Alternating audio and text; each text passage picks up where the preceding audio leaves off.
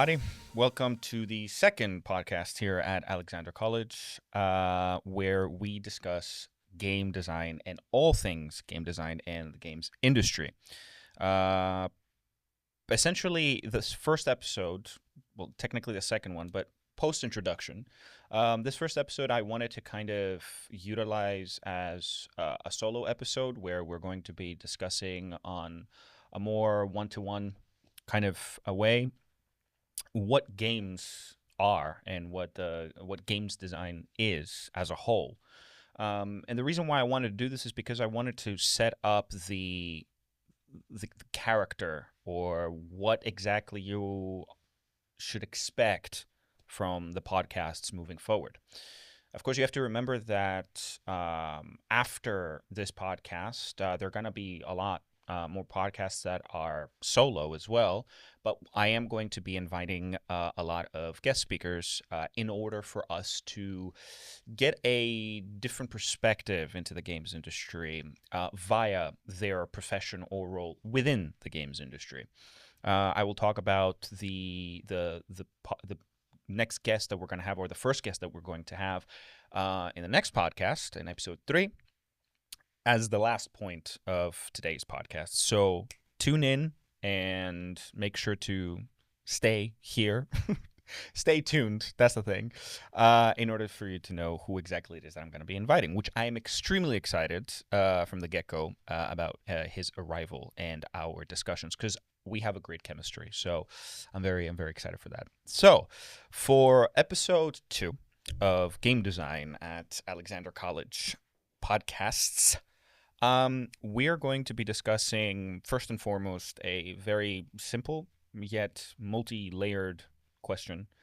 What is a game? Well, a game is something that is very rigid in its structure and its rules and what its definition is. But the way that a game designer should approach games design is fluid. What I mean by this. So let's first start with the first question. What is a game? A game is essentially an entertainment, interactive medium where a player, one of the key aspects and elements within the game, is presented with a challenge, various objectives in order to complete said challenge, or multiple challenges that have their own objectives, in order to reach from point A, being the start of their journey, to point Z, being the end. Along the way, as they are essentially successfully completing said challenges through the objectives, and kind of slowly reaching the end of this mega challenge that might be the overarching story of the game or the overarching objective of the game as a whole, they receive various rewards that essentially continuously incentivize their retention within the game, their focus, and their immersion, essentially. And above all, honestly, their sense of fun within the game. So there needs to be a great balance between the reception of rewards and the challenges that come as a prerequisite for you to actually be able to get said rewards. This constant trade of the two is what essentially creates this infinity loop of what is, at the very crux of it, what is a game. Of course, games don't necessarily have to do only with video games. They have to do with board games. They have to do with any sort of tabletop games, or just, games such as the ones that we had when we were kids, whatever that might be, whether that be it on a piece of paper, or drawing, a bunch of numbers in boxes on the floor. A game is a interactive medium with a bunch of rules that the player is meant to follow, is meant to essentially utilize to their benefit, and also kind of restricts the player within 4 walls as per the entire rule set within the game. Such as what are the things that they can and can't do within the game world that has been designed for them. While they are kind of learning how the rule set is, that on its own is a challenge. That is, let's say, why the tutorials, for instance, exist. It is for players to get their first taste of how it is that they're going to be operating within the world and what are the steps they need to take in order for them to make their life a lot easier by kind of getting themselves accustomed with the entire rule set of the world. That on its own is a challenge. But further than that, they are met with additional challenges, such as different objectives, for instance, within the game, that as they complete them, they receive a bundle of rewards that, in some form or fashion, meet the value of the objective with its equivalent reward. And this perfect balance of the two is what creates the continuous journey that the player is going through in order to reach from point A to point Z, as I said. So, games are at the very base of it all. They are a bunch of functions, a bunch of inputs and outputs. That's how it started, even from the age of Pong, all the way, for example, to the day of text-based games, where your input was literal text that you were writing as answers to certain questions, to the games that we have today, where it's 3D simulations of fantastical or real worlds, filled with challenges, objectives, goals, and rewards, that the player has to go through in order to experience the very base level of what a game is. However, games are much more than that. Games are experiences that have the potential of shaping a person. They're not like movies, where good movies, even really good movies, have the ability to kind of imprint in your brain a particular, let's say, message about the themes of the movie or the setting of the movie, or the underlying issue that it's trying to basically communicate. Games, however, they give it to you in a much more different and palpable way that ensures more or less that it's going to stay within you as a player, for far longer, and will create a far proverbial dent in your psyche, something that's going to stay with you in some sense. Not a great kind of analogy, but I hope you get what I'm trying to say. Basically, what this is that once you learn how the functionality of the game is, you learn how it is that you run in the world. You fight, you protect yourself, protect your loved ones, build a base, explore a particular town, crawl up a wall, and kind of view the beautiful vistas that you are presented with. Once you understand the basics of whatever it is that that game is trying to give you as functionality and as your capabilities, your direct capabilities of interaction, and that is one of the key elements, is interactivity within said game world, then comes everything else. The visuals, the story, the music.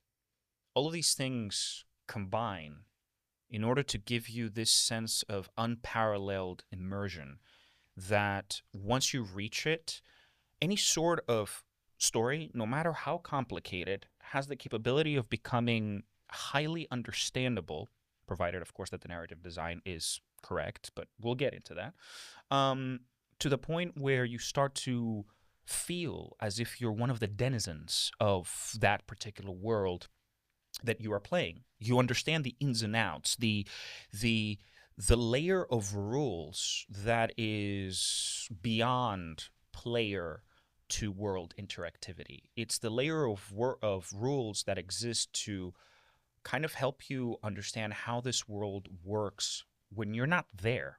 When if the player never spawned in, never got dropped in to that specific world, if that world could continue on going, what would be said rules? And that would be the beautiful characters, the beautiful worlds, the rules of nature within that particular world, and magic, for instance. No matter how fantastical or how realistic that might be. And as you are becoming one with the basic rule set of functionality, you start to slowly, rather unconsciously, invite this next layer of rules that are all related to, let's say, world building, or the perfect way with which to kind of translate the message of what that world is. And that is something that you get automatically through the unconscious sense of immersion. And that is the beauty of it, because you essentially start to really live another reality for the minutes or hours that you spend per session within that world. And it is something that has the capability of leaving you with incredible messages, uh, both good and bad, of course. But at the same time, it allows you to really take in the beauty of that fantastical world, or that realistic world, that parallel universe that you are living in. You become one with it. You let the characters remain in your memory. They become your friends in some sense. The vistas that you are seeing, they become the most memorable things you might ever see. Depends on the person, you know. Of course, again, never forget that the real world is the planet that we live in is absolutely it, every single day you could have it so that every single day you want to learn something new about the earth, and I don't think you have enough days in your lifespan. Let's be honest. um, where you're going to exhaust that library of information. So never forget that the real world is something that we should definitely live in. But when it comes to that kind of, I don't want to say I don't want to say metaphysical in some sense experience that games can actually give you, but it's something more. Let's say it really is like getting plugged in the matrix in some sense, right? The beauty of it is that what you're experiencing is a world bred within a specific person or a team of people's minds, all coming together under one goal, under one inspiration, and creating something that is possibly unique. You are able to view the inner workings of game designers and game developers and artists and music composers and animators and every single discipline that is needed to build this game. You're able to see into their inner workings of their mind in order to essentially understand who they are on a very deep level as creators.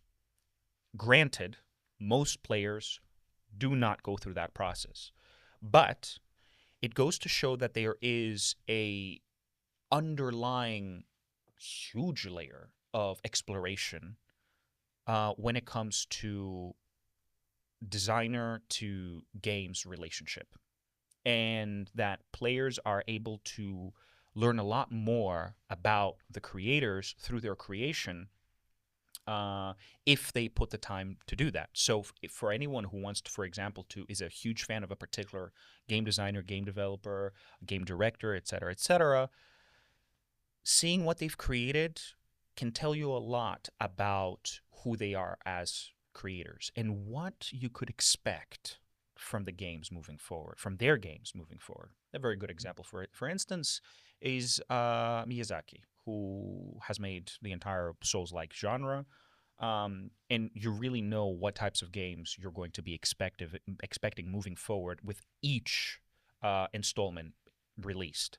That is his character, his love for the manga Berserk, his love for gritty worlds that are just so visceral in any possible way, whether that be it from the gothic themes or all the way to phantasmagorical, full-on magic systems and how they combine with, feudal kind of civilizations that are grasping or clawing the last remnants of power.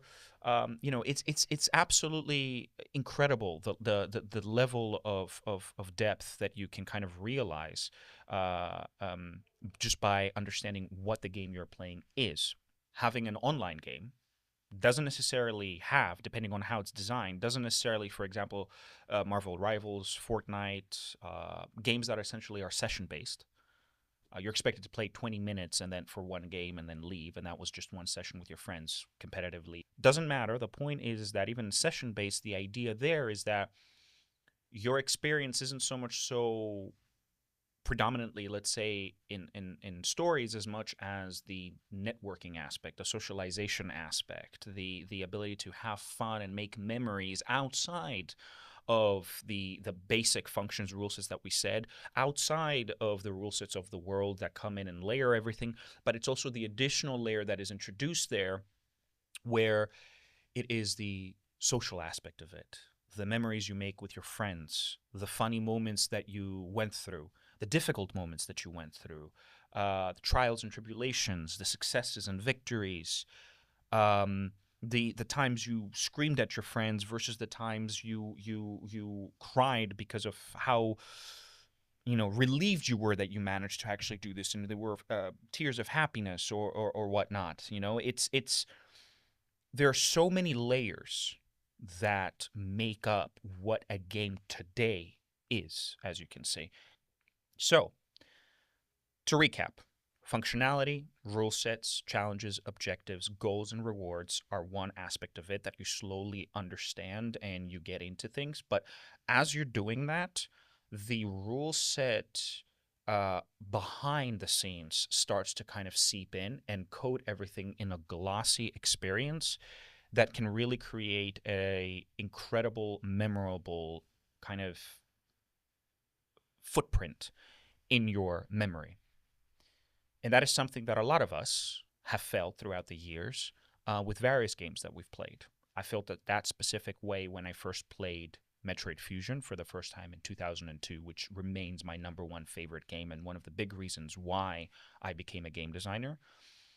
Fable, The Lost Chapters, for me, for instance, huge reason, and at the same time, gave me my first idol in some respect within the industry, Peter Molyneux, in some sense, because I started to kind of learn more about the industry through him by understanding who the developer was behind the game that I loved so much, or Elden Ring, one of the most recent entries where I've already had already fallen in love with the idea of Dark Souls and the entire genre, but Elden Ring brought in that cherry on top when it comes to narrative design, for instance, or the taking everything that has been established as good game design and adding it on top of open world. An open world and all the challenges that came with that, where they did their best to rectify those. One that they didn't was platformers, and I'm sorry to say this, but Miyazaki, Jesus Christ, platformers in Elden Ring is I've lost way too many runes, more than I would, more than I would care to remember, in my journey to recover my runes while I fell down a freaking ledge. So, um, that is a game. It is an interactive experience of the highest degree. It is a beautiful interactive medium that can shape people, shape memories, bring comfort in moments of great distress for a lot of younger audiences. Definitely for me, for instance, that definitely assisted. Um, and it is an explorative, and forgive me for that, but journey into unknown, memorable cyberlands, I want to say. Um, that's basically a game. It is a mishmash of the most beautiful aspects of life in one way or another. And I wholeheartedly mean this. And the reason why I say this is because we get to design that. Game designers get to design that. So my next question is, what is game design? What is game design? That is a that is something that honestly I've like I said last time in the introductory video, game design is something that the definition of that for me has changed during the course of the years. For me, that's the point.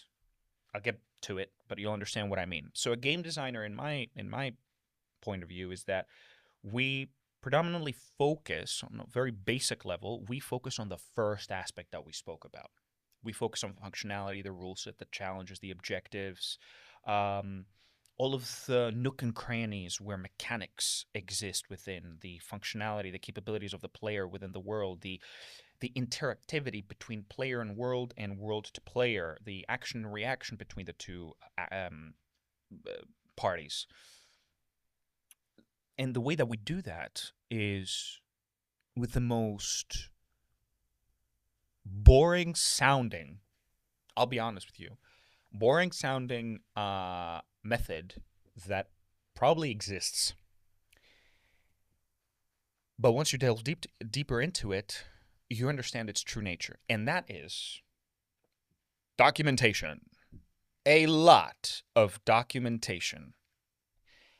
I don't, it's crazy the amount of documents I've written in my life when it comes to my career in game design.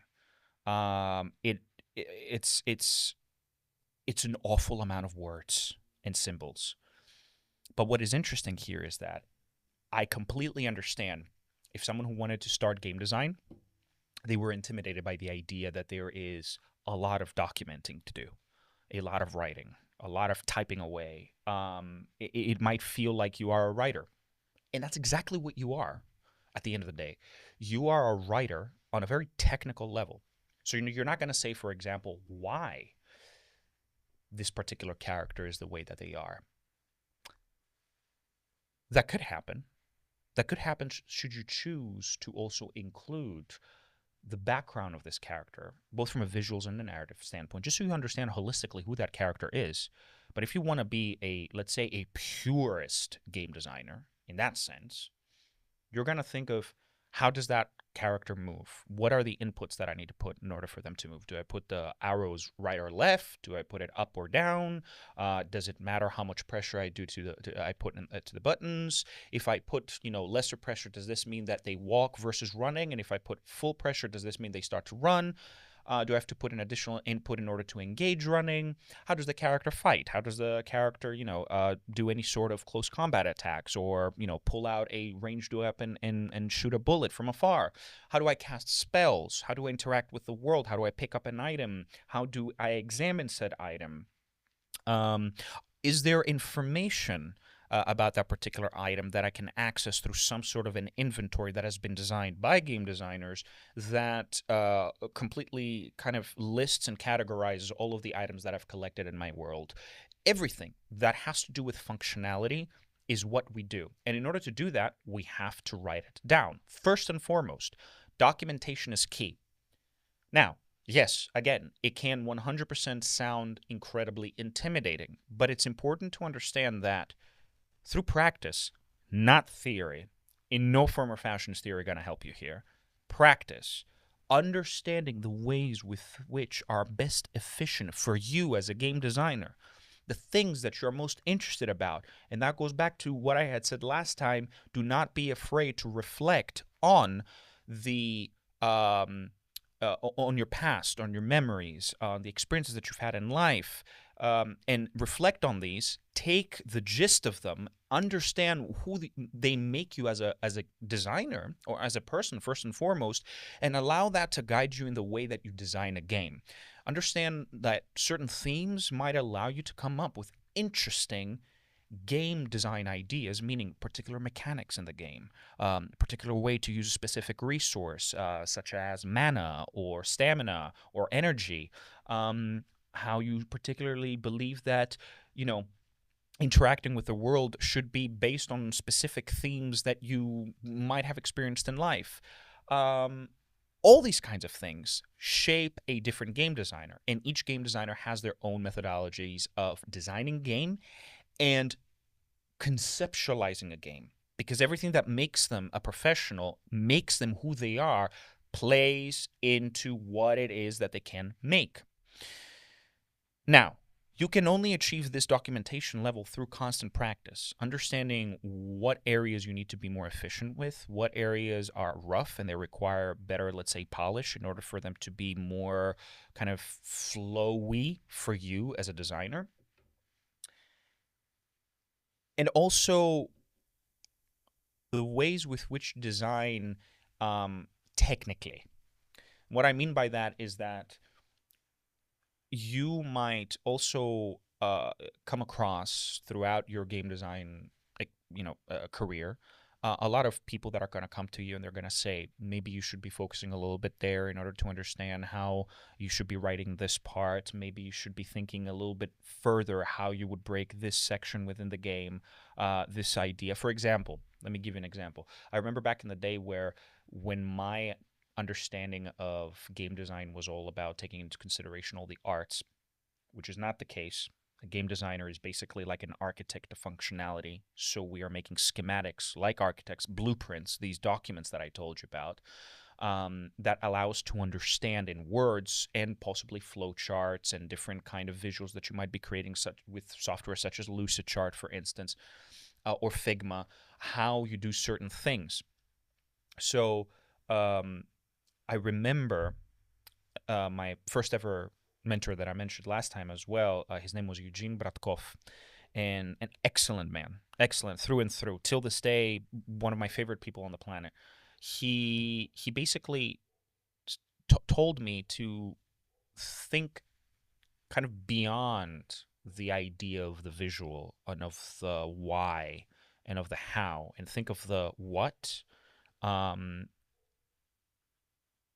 it is that needs to be designed. And in order to do this, I need to do systems design. Was such a positive revelation, honestly, because it really kind of opened the floodgates of creativity as to what the player can and can't do, because I deem it as a rule, but I have to prove why said rule works. So, for example, when you do systems design, which is one of the core things that a game designer should do, you kind of think, okay, I want the character to run, apologies, I want the character to run towards the wall. The player will be holding an additional input button. Let's say, for example, I'm running by pushing the little joystick on my controller forward. But if I hit a wall, the character will just slam onto the wall. But if I press an additional input, it will automatically cause the character to start scaling up the wall. And I want to understand, by choosing this addition into the gameplay, what are the repercussions, what are the difficulties that I'm going to be meeting in the design, how this possibly opens up additional designs that I can introduce into the game, and what areas I should be very careful when it comes to over-engineering and possibly getting out of scope and getting out of the mindset of, A, keep it simple, make sure that whatever it is that you're doing stays within the four initial walls of your initial vision. Of course, growth is a big part, but still, simplicity always, less is more, always counts from personal experience. So essentially, it's the idea of understanding what is included within the game from a functionality standpoint, understanding why it's included within the functionality standpoint, and understanding how it is that each one kind of combines in order to create a cohesive experience. All of these things that I'm saying right now are functionality design that game designers make. They're based on designing mechanics and systems like the ones I told you: walking, flying a plane, driving a car, fighting an enemy, casting spells, climbing up a wall, whatever that might be. All of these are functionalities that require input to input precision of understanding what it means to play the game. All on paper. All on paper. So, if it's all on paper, where is the motivation for me to design a game when I can't really see it? Well, you have the option of learning code in order to go into an engine and start to slowly coding in your designs, and that is game development. That is the ability to take whatever you've written and through a bunch of code, create a simulation of what it is that you want to play, what it is that you have designed. But you might be asking me, Alex, does this make coding necessary for game designers? And that's what a lot of universities do. They incorporate coding within the whole game design curriculum. I'm of the idea that no, coding should not be enforced onto game designers. But coding is a hell of a lot of help when it comes to efficiency and actually getting your designs out there instead of waiting for someone to appear and develop your designs for you. It grants more control, more autonomy. It allows you for faster developing trial and error, and quick upgrading of your design, updating it on the code, testing it out, playtesting it yourself, understanding where you've done good, where you've done wrong, doing that iterative cycle constantly. As you can see, it is an incredible tool to have additionally as a designer. Whichever designer possesses coding skills is, in my books, yes, it might sound off, I don't mean it in a negative way, but they are relatively superior from a skill set standpoint. However, while I'm saying this, you have to understand, I don't code. I'm a person that I never had a good relationship with code. And that is something that mainly is of my own fault. I've developed a fear in some sense towards code. It doesn't really make me feel comfortable to code. Doesn't make me really feel, let's say, smart. I am much more of the design aspect. I love designing and seeing the inner workings before they ever are put into the engine. Uh, and I trust in my capability to design proactively so as to try to avoid or be ready to rectify um, as many issues as that might come up during development as possible through my designs. Maybe even before they come up. Maybe I've already created a path that allows me to kind of evade said issues, or I've already created any sort of defensive mechanism for the design in order for me to be able to say, this is how we rectify it without it becoming a problem in the long run. So, documentation should not, when it comes to pure game design, and pure game design consists predominantly of understanding what a game is as a whole, understanding what a player is as a whole. So player psychology is a nice kind of hard skill to develop, starting to learn more about that, understanding how to reverse engineer player psychology and understanding how to quote unquote manipulate it. It's not a matter of evil manipulation. It's more like, why do I want the player to feel this way with this particular mechanic? I want them to feel a sense of urgency, a sense of power play, et cetera, et cetera. I'm going to design it in a way that does that at least 90% of the times successfully. So that really helps. So systems design is paramount because a game is based on functionalities, rule sets, etc., that are all based on mechanics and systems in order for all of these to work like clockwork. And then everything else is an additional discipline that you might want to be that you might be interested in. For example, you see levels, which they are in some sense, no, not in some sense, they are levels as characters within your game. Level design is a way to go. Understanding how it is that you build a level, not how it looks. That's one thing. How it functions. A level is a breathing, living world, or rather is the reflection or the extension of a living, breathing world. A level is essentially one of the limbs, think of it like that, that kind of give you the message of what is the world that you're into, how does it work, and what is its purpose. Therefore, every type of enemy that you might be seeing there, every type of traps that might be laid out for your character to go through and possibly get killed, who knows? All of these things are parts of level design, including when, how, and where you find particular rewards within the level. understanding that a level gives as much as it takes in a very balanced manner, um, just like any other living, breathing organism, such as a single enemy character. So, level design is for the level lovers, those who love levels like characters. A beautiful discipline, a much needed discipline. Without levels, we cannot do that. Narrative design, in some sense, is not so much so as a game design sub discipline. The more I've grown within the industry, I've kind of realized that. But it's also kind of a union between game design and writing, essentially. So your ability to write stories, but write them in a way that fits the games industry. It's not, one linear flow of a story with different segments, um, or a branch story that is kind of compressed into a linear story that you're going to be seeing within, let's say, 2 hours, an hour and a half.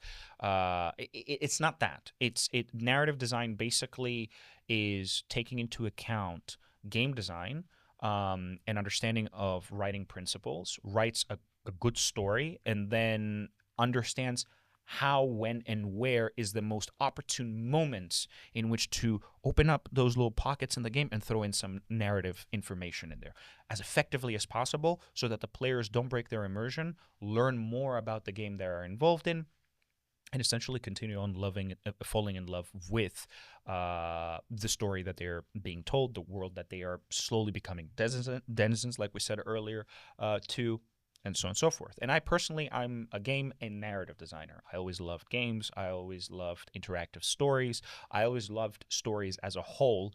And therefore, ever since I was 10, I found this dynamic and this coexistence one of the most beautiful gifts that I was given, in the sense that I was given the option to choose that. So it was fantastic. I was just absolutely happy about that, let's say.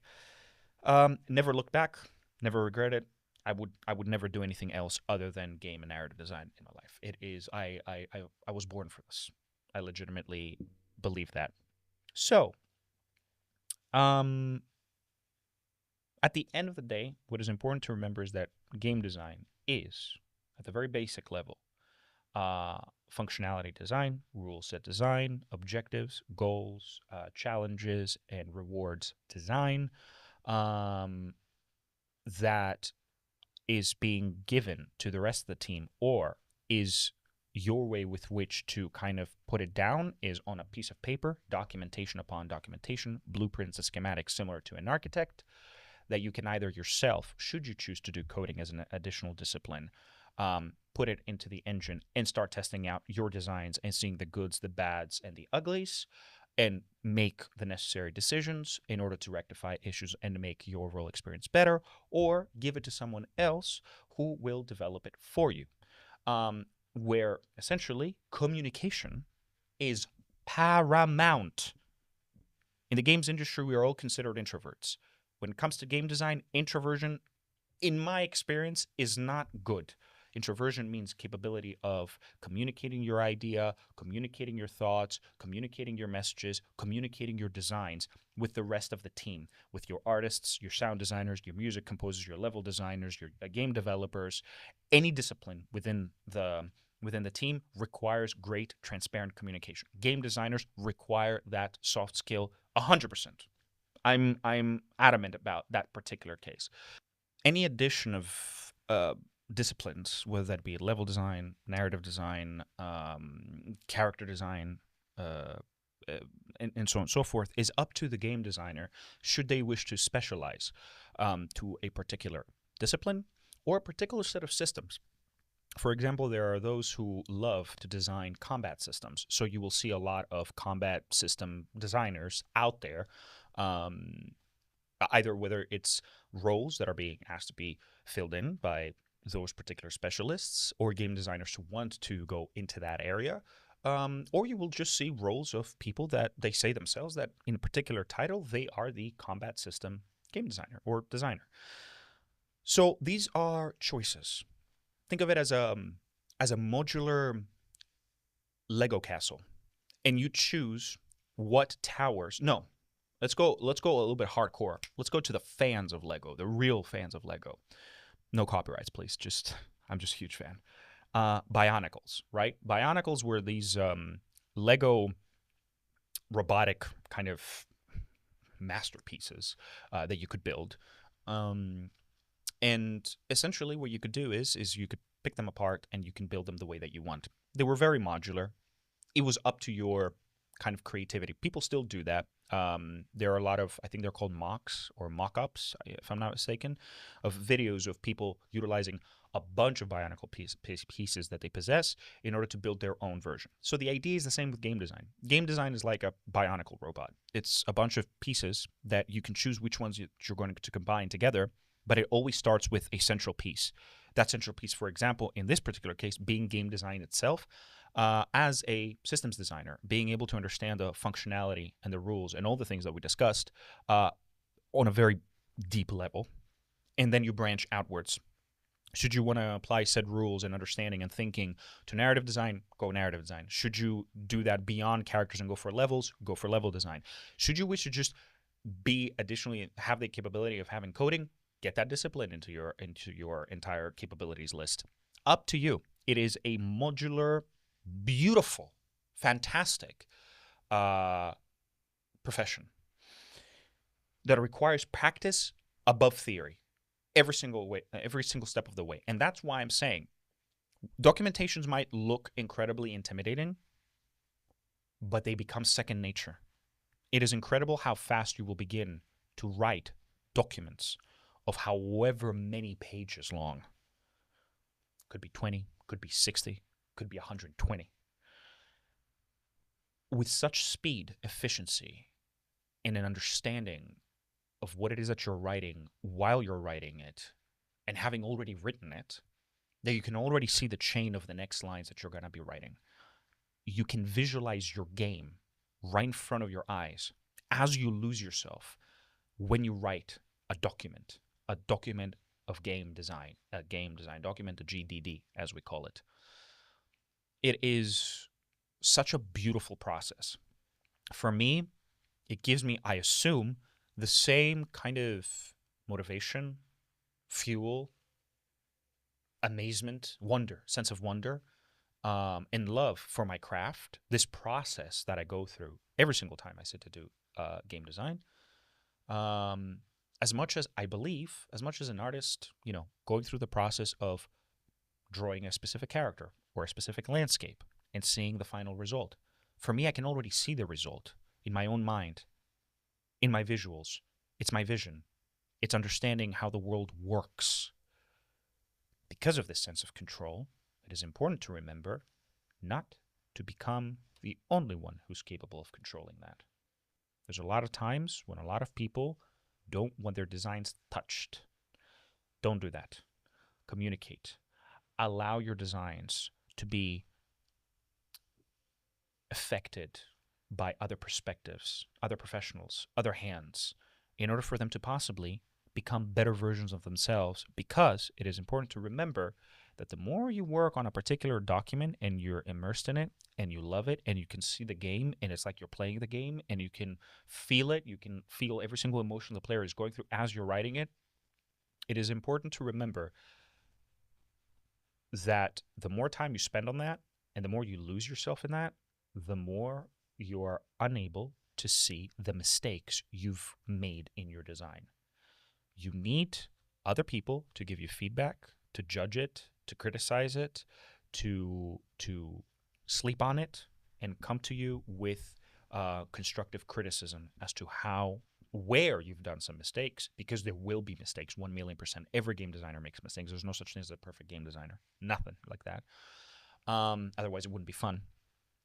And they will point out possible solutions that you can let some solutions, said advices, said options, kind of marinate in your head, and then choose which ones feel most appropriate to the overall design that you have created.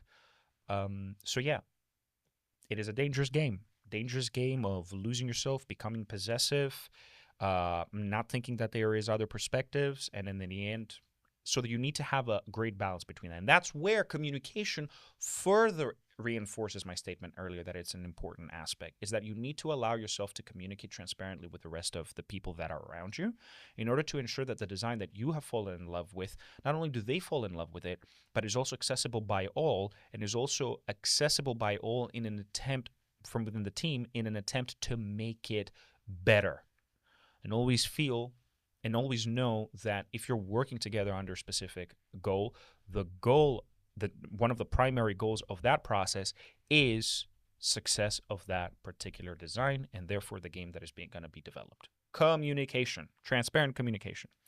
So there's a lot of things that we've discussed right now, a lot of elements. I will probably cut down a bunch of that, but essentially that is what games are and what game design is as a whole.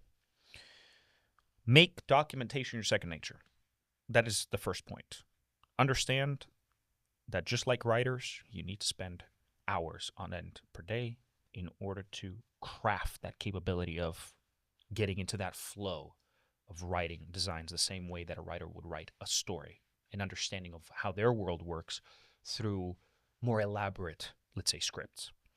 So, I made a statement earlier about me being adamant about communication. That was false. That was incorrect. I caught myself in the act. Ha! As much as I want to be adamant about that, because I do see the positive aspects of it, or maybe this might be an exception where you should be adamant. I don't know. You guys can tell me about that. Leave your answer in the comments below, and actually we can engage that way too. I would love that. One of the things that I definitely want to discuss moving forward with these podcasts is the absolute statements that I see circling around in a lot of, particularly, let's say, the one where I'm mostly active in is LinkedIn. There are absolute statements that are being made about the games industry, how a game development process should go, what should be included in the game, what makes a successful game, what makes a unique selling point of a game.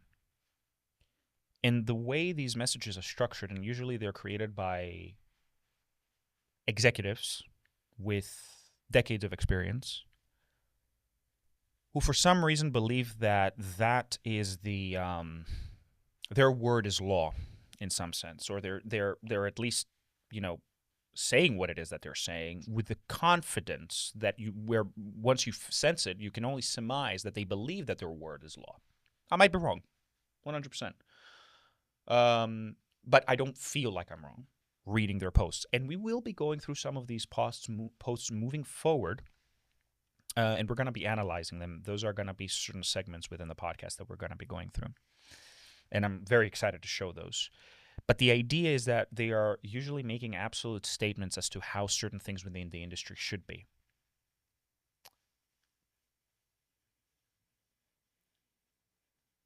I don't know in how many ways it's incorrect to think that way. Being absolute with the way that you see the games industry and games design. It is so bad. I'll just go on ahead and say it. It is so bad to be absolute with the way that you make certain statements about the games industry, because they have such huge repercussions that a lot of people, or specifically, let's say the executives, for instance, within our industry that are making these posts on LinkedIn, aren't taking into consideration. They're not taking into consideration the gravity of what it is that they're saying. So the point of this podcast as well is to debunk some of these absolute statements, with the point being that of every single time we're investigating one of those things, we are looking into one of those things, we're trying to debunk it, we're trying to create a argument against that as an absolute statement, we will always be returning back to approaches. How it is that you approach game development, game design, how it is that you approach the whole process that is our world of games. There is no such thing as this is one way of making games, or this is one way of developing games, or this is one way of pitching games. There are effective ways to do each one of those things. There are horrible ways with which to do those things. But at the end of the day, each one of these are approaches and choices per game designer, depending on who they are as a person and as a game designer, like we said earlier. What is their experience? What have they learned from their mistakes and the mistakes of others, and how it is that that has made them adapt to their future self? To this, let's say, they've adapted to become an upgraded version of themselves, let's say. Which means that for particular game designers, a way that is considered to design a particular way that could be considered as the worst possible way for a specific game designer with very specific criteria that makes them a specific way of a person or a designer or whatnot, might be the best possible process with which to do it. It is absolutely incorrect to be absolute with your statements when it comes to the games industry. Because at the end of the day, our industry and the craft itself is in constant flux. And I don't mean when it comes to the new technological horizons that we discover ahead of us after we've met a previous milestone.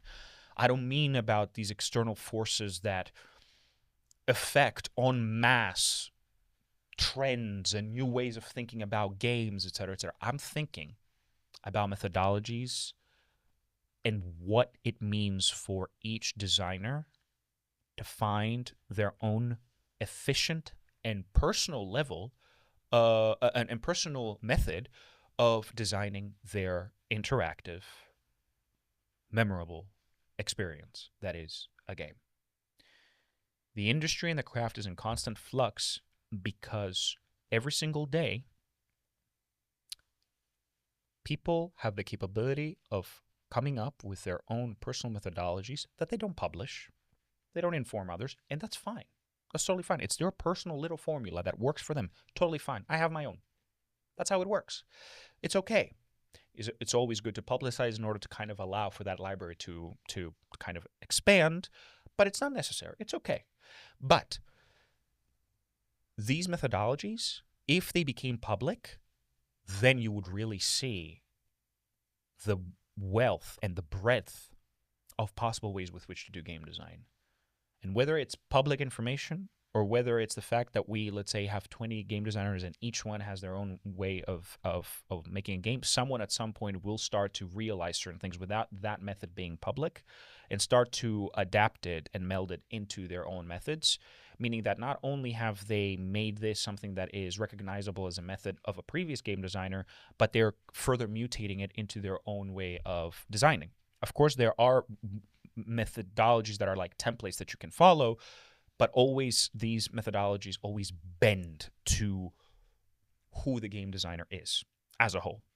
So constant flux, constant new information, whether public or not, constant mutation of the craft, constant evolution of the craft, being absolute and saying that one specific way with which to design is the only way, or 5 ways are the only way, is incorrect. Approaches and allowing for open ways with which to design is the best way to do that. Why? Because a game designer's greatest reflection is a player. Players play the way they want to play, creating their own play styles. That's what it's called.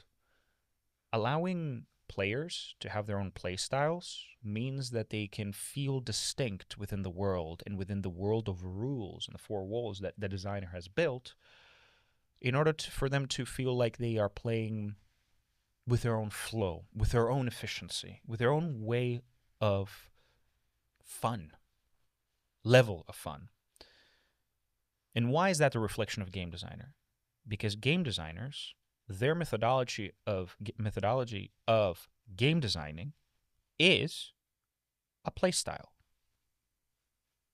Why would we be absolute for game design methodologies or game design play styles or design styles when we're not being absolute, and we should never be absolute with creating play styles for players?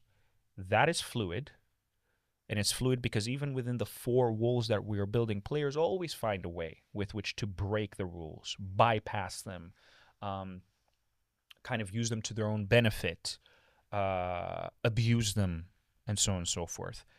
That is play style, and that is something always in the positive side of sense, not the abuse part of certain mythology, etc. I don't know if that's a thing, but what I'm trying to say is that just like players have play styles, game designers have design styles. And these design styles are not wrong, they're not right, they're neither, and they're both. It all depends per designer. And being absolute with your statements is not a correct way to go. We don't want to globalize a way with which we design. We don't want to template a particular way with which to design. We want to allow allow designers to design the way they want to design in order to see different games each time. So, I'll get more into this as we move forward, but the reason why I made the statement is because in the last few months, I've seen a lot of misinformation going around in regards to our industry, in regards to the inner workings of our industry in LinkedIn. I'm going to bring some of these posts not to the detriment of whoever made those posts. Of course, I'm going to be clear about that. This is not an attack on anyone moving forward, none, but it is criticism on the way that they are thinking, and that is valid. Direct attack, it is not, nor will it ever be. That is not the way for progressive growth. The way for progressive growth is communication. So, like I said, the craft and the industry is in constant flux. And I'm going to kind of end this a little bit here by saying that the biggest kind of flux that the industry and the craft has recently come across is the current industry employment issues. We're going to go through this subject with a bunch of my guests moving forward. We're going to be discussing reasons they believe that this is happening, because the reasons are a myriad in one. It could be because of particular company abuses or personal gains. It could be because of AI. It could be because of COVID having a burst and then essentially the economy in that particular sector going absolutely haywire. There's a million and one reasons why the industry is in such a huge fire over hire kind of state right now. We're not going to go through them right now. I would rather discuss those per guest because this is something that is very interesting. However, what I will say is that I've had a lot of discussions with a lot of friends within the industry, a lot of ex-colleagues who have kind of seen a very huge ghosting issue from recruitment side within our industry. And that is an issue that I want to talk a little bit more about in the upcoming podcast. It's going to be one of the discussions that we're going to be having with one of my guests moving forward. But ghosting is something that is very sad to see. A lot of talented people out there not being given the time of day. A lot of posts for hire, from what I've seen or what I've heard rather, tend to be false. They tend to be more like a statistical, analytical process that they do, and they're not intending to hire any of them for that particular case. Again, not all companies do this, but there are some that do, and it's alarming. On top of the fact that there's a lot of ghosting from recruitment that is going on, it kind of leads to a very sour situation within our industry, which I never want to feel again moving forward. Predominantly because this industry is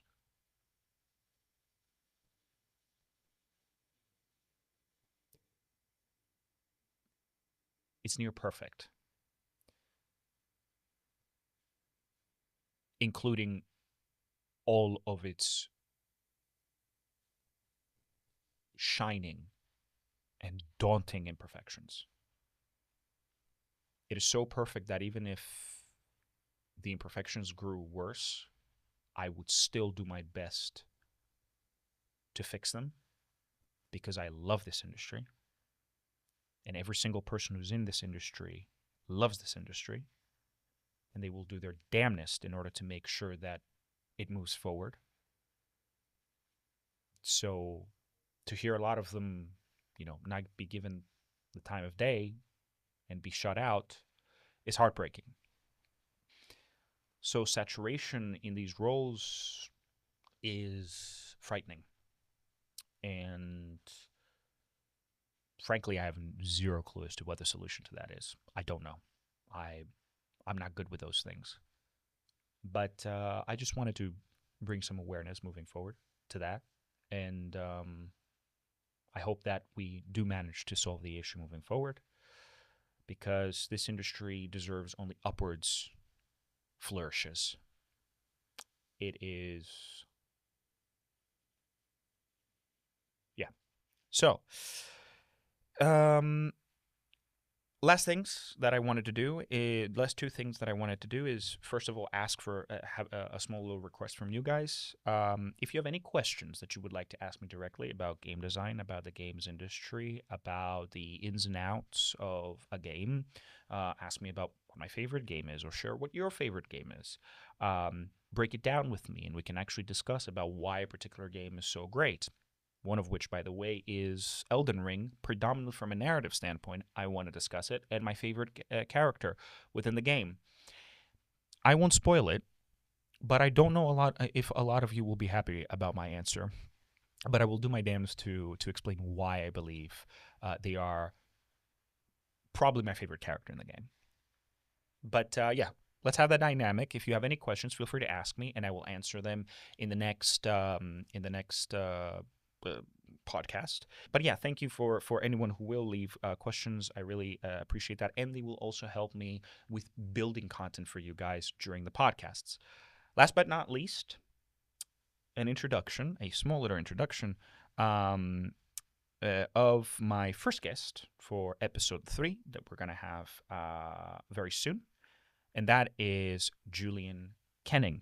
Julian Kenning is a very dear friend of mine, an amazing art director. He's worked on a multitude of games, whether that be at Manhunt, Hitman, whether it be Dead Island.